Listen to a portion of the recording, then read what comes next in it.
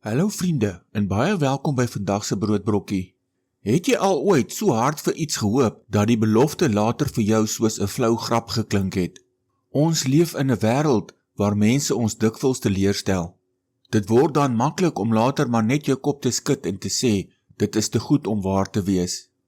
Vandag kyk ons eerlik na ons eie neiging om God se beloftes in twyfel te trek en hoe God selfs ons grootste geloofskrisisse kan omskep in 'n monument van sy getrouheid.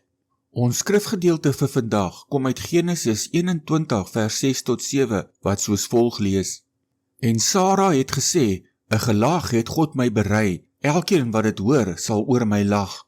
Verder sê sy, wie kon ooit aan Abraham voorspel het, Sara soog kinders, want ek het 'n seun gebaar in sy ouderdom.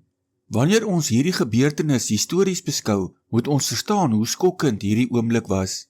'n jaar tevore, toe God aan Abraham beloof het dat hy 'n seun sou kry, het Sara stilweg in ongeloof agter in die tent gelag.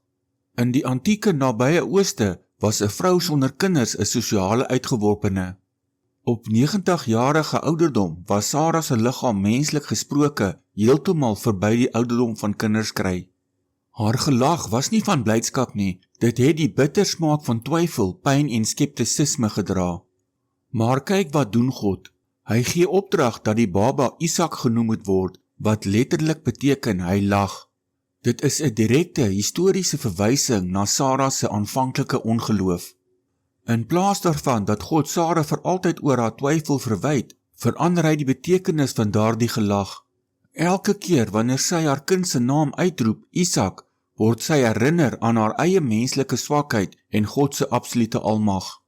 Haar swakheid word haar grootste getuienis. Hier is 'n skriftuurlike feit om te onthou. Gelowiges se menslike en tydelike mislukking kanselleer nooit God se goddelike beloftes nie. Die geskiedenis van die Bybel bewys dat God nie met perfekte mense werk nie, maar met getroue beloftes. Soos Paulus later in 2 Timoteus 2 vers 13 skryf, as ons ontrou is, hy bly getrou, hy kan homself nie verloon nie. Jou twyfel van gister, wat jy aan hom bely het, stop nie noodwendig God se wonderwerk van môre nie. Kom ons bid saam. Hemelse Vader, dankie dat u getrouheid nooit afhang van ons perfekte geloof nie. Vergewe ons vir die kere wat ons aan u beloftes twyfel, wanneer ons omstandighede vir ons onmoontlik lyk. Versterk ons geloof, sodat ons altyd op u beloftes sal vertrou, maak nie saak ons omstandighede nie. Ons vra dit in die naam van die Here Jesus Christus. Amen.